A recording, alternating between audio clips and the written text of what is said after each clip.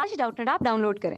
Doubtnut अपने सभी गणित, रसायन विज्ञान, भौतिक विज्ञान और जीव विज्ञान के डाउट्स का करो सफाया। बस प्रश्न की फोटो खींचो, एक ही प्रश्न को क्रॉप करो और तुरंत वीडियो सोल्यूशन पाओ। अभी डाउनलोड करें। हेलो एवरीवन, यहाँ पे हमें क्वेश्चन दिया गया है आवृतबीजी पौधों में लघु बीजाणु जनन का सचित्र वर्णन कीजिए। तो जो आवृतबीजी पौधे होते हैं उनमें लघु बीजाणु जनन का सचित्र वर्णन करना है। तो आइए पहले हम यहाँ पे चित्र बनाते हैं। तो यहाँ पर जो है ये जो चित्र दिखाया गया है ये क्या है, यहाँ पे जो परागकोश होते हैं, क्या होते हैं, परागकोश। तो ये एक स्फुटित परागकोश दिखाया गया है जिसमें क्या पाए जाते हैं, परागकण पाए जाते हैं। क्या पाए जाते हैं, परागकण पाए जाते हैं। तो ये एक परागकोश का दृश्य है जो कि क्या होता है, द्विपालित होता है। क्या होता है, द्विपालित होता है। अब यहाँ पे क्या होता है लघु बीजाणु जनन में, जब एक परागकोश अपरिपक्व होता है।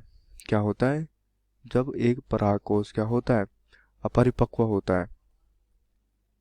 क्या होता है, अपरिपक्व। तब क्या होता है, घने सुसंबद्ध सजातीय कोशिकाओं समूह जिसे बीजाणुजन उत्तक कहते हैं। क्या कहते हैं, जो बीजाणुजन उत्तक होता है, बीजाणुजन उत्तक, जो कि क्या होता है, घना सुसंबद्ध तथा सजातीय कोशिकाओं का समूह लघु बीजाणुधानी के केंद्र में स्थित होता है। तो ये जो बीजाणुजन उत्तक होता है ये कहाँ होता है, जो लघु बीजाणुधानी होती है। क्या होती है, लघु बीजाणुधानी। तो ये लघु बीजाणुधानी के केंद्र में स्थित होता है। कौन, ये बीजाणुजन उत्तक। तो यहाँ पर लघु बीजाणुधानी के केंद्र में बीजाणुजन उत्तक स्थित होता है। लघु बीजाणुजनन क्या होता है कि जैसे जैसे परागकोश विकसित होता है, अब यहाँ क्या होता है, जैसे जैसे परागकोश विकसित होता है, क्या होता है, परागकोश विकसित होता है, बीजाणुजन उत्तकों की कोशिकाएं अर्धसूत्री विभाजन द्वारा सूक्ष्म बीजाणु चतुष्टय बनाती हैं। तो जैसे जैसे यहाँ पे परागकोश क्या होता है, विकसित होता है। क्या होता है, विकसित होता है। तो जो बीजाणुजन उत्तकों की कोशिकाएं होती हैं, क्या होती है, बीजाणुजन उत्तकों की कोशिकाएं। तो बीजाणुजन उत्तक की कोशिकाएं क्या करती हैं, अर्धसूत्री विभाजन के द्वारा सूक्ष्म बीजाणु चतुष्टय बनाती हैं। तो इनमें क्या होता है, यहाँ पे अर्धसूत्री विभाजन होता है। तो अर्धसूत्री विभाजन के फलस्वरूप ये क्या बनाती है, यहाँ पे सूक्ष्म बीजाणु चतुष्टय बनाती है। क्या बनाती हैं, सूक्ष्म बीजाणु चतुष्टय का निर्माण करती है। तो यहाँ पर सूक्ष्म बीजाणु चतुष्टय बनाती है। जैसा कि बीजाणुजन उत्तक की प्रत्येक कोशिका एक लघु बीजाणु चतुष्टय की वृद्धि कराने में सक्षम होती है। अब यहाँ पे बीजाणुजन उत्तक की जो प्रत्येक कोशिका होती है, क्या होती है, जो इस बीजाणुजन उत्तक की प्रत्येक कोशिका होती है ये क्या होती है, सक्षम होती है। क्या होती है, ये कोशिकाएं सक्षम होती है किसमें, एक लघु बीजाणु चतुष्टय की वृद्धि कराने में। तो ये जो लघु बीजाणु चतुष्टय होता है इसकी वृद्धि कराने में क्या होती है, ये बीजाणुजन उत्तक की कोशिकाएं सक्षम होती हैं। क्या होती है, सक्षम होती है। प्रत्येक कोशिका एक सक्षम पराग मात्र कोशिका होती है। अब यहाँ पर जो कोशिका होती है, क्या होती है, जो प्रत्येक कोशिका होती है यहाँ पे, ये प्रत्येक कोशिका क्या होती है, सक्षम पराग मात्र कोशिका होती है। तो ये क्या होती है, सक्षम पराग मात्र कोशिका होती है। तो जो प्रत्येक कोशिकाएं होती हैं यहाँ पे ये सक्षम होती हैं पराग मात्र कोशिकाएं। एक पराग मात्र कोशिका में अर्धसूत्री विभाजन द्वारा लघु बीजाणु के निर्माण की प्रक्रिया को लघु बीजाणुधानी कहते हैं। अब यहाँ पे जो एक पराग मात्र कोशिका होती है, क्या होती है, पराग मात्र कोशिका, इसमें अर्धसूत्री विभाजन के द्वारा क्या होता है, या इस पराग मात्र कोशिका में क्या होता है, अर्धसूत्री विभाजन होता है। और इस अर्धसूत्री विभाजन के फलस्वरूप यहाँ पे लघु बीजाणु के निर्माण होता है। क्या होता है, यहाँ पे लघु बीजाणु का निर्माण होता है। और इस लघु बीजाणु के निर्माण की इस प्रक्रिया को लघु बीजाणुधानी कहते हैं। क्या कहते हैं, पराग मात्र कोशिकाओं के द्वारा जो अर्धसूत्री विभाजन के द्वारा लघु बीजाणुधानी या लघु बीजाणु का निर्माण होता है। क्या होता है, लघु बीजाणु का निर्माण, इसको क्या कहते हैं, लघु बीजाणुधानी कहते हैं।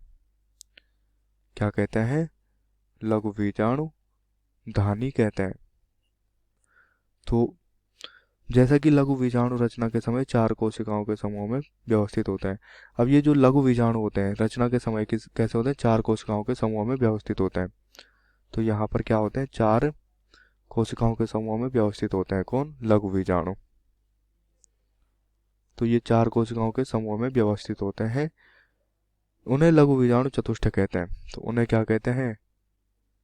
जो लघु बीजाणु चतुष्टय कहते हैं, लघु बीजाणु चतुष्टय।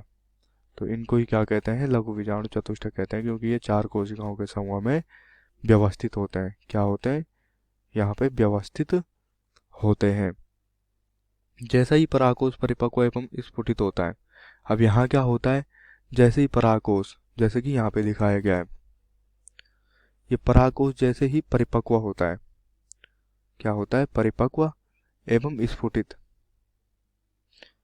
तो परागकोश परिपक्व एवं स्फुटित होता है, तब लघु बीजाणु एक दूसरे से विलग हो जाते हैं। तो यहाँ पे क्या होता है, जो लघु बीजाणु होते हैं, ये लघु बीजाणु क्या हो जाते हैं? विलग हो जाते हैं। किससे? एक दूसरे से, और परागकणों के रूप में विकसित हो जाते हैं। और ये जो परागकण दिखाए गए हैं यहाँ पे, ये क्या हो जाते हैं? परागकणों के रूप में यहाँ पे विकसित हो जाते हैं। तो यहाँ पर क्या बन जाते हैं? ये परागकण बन जाते हैं। प्रत्येक लघु बीजाणु धानी के अंदर कई हजार लघु बीजाणु और परागकण निर्मित होते हैं। अब यहाँ पर जो प्रत्येक लघु बीजाणु धानी होती है, क्या होती है? जो प्रत्येक लघु बीजाणु धानी होती है, तो इस लघु बीजाणु धानी के अंदर क्या होते हैं? कई हजार लघु बीजाणु और परागकण निर्मित होते हैं। मतलब कई हजार जो परागकण होते हैं, क्या होते हैं? जो लघु बीजाणु होते हैं तथा परागकण होते हैं, वो क्या होते हैं? निर्मित होते हैं। परागकण जो परागकोश के स्फुटन के साथ मुक्त होते हैं। अब जो ये परागकण होते हैं, परागकण कैसे मुक्त होते हैं? जब यहाँ पे परागकोश का स्फुटन होता है। क्या होता है? परागकोश का जब स्फुटन होता है, तो परागकोश के स्फुटन के बाद ही क्या बनते हैं? यहाँ पे परागकण मुक्त होते हैं। क्या होते हैं? परागकण यहाँ पे मुक्त होते हैं। कक्षा 6वीं से 12वीं से लेकर नीट, IIT, JEE वो एडवांस के लेवल तक 1 करोड़ से ज्यादा छात्रों का भरोसा। आज ही डाउनलोड करें डाउटनेट ऐप या व्हाट्सएप करें अपने सारे डाउट्स 8400 400 400 पर।